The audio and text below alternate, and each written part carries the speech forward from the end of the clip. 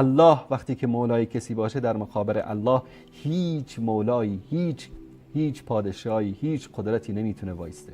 وقتی الله میگه که لمن الملک اليوم، حتی کسی جرأت جواب دادنم نداره. فریاد میزنه لمن الملک اليوم، پادشاهی از آن کیست امروز؟ همه میدونن که پادشاهی از آن الله سبحانه و تعالی.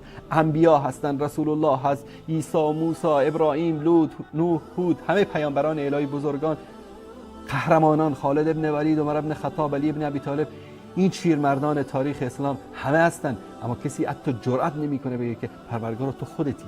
از هیبت الله سبحانه و تعالی، از جلال و عزت الله سبحانه و تعالی، از قهر الله سبحانه و تعالی کسی سرشو نمیتونه بلند بکنه.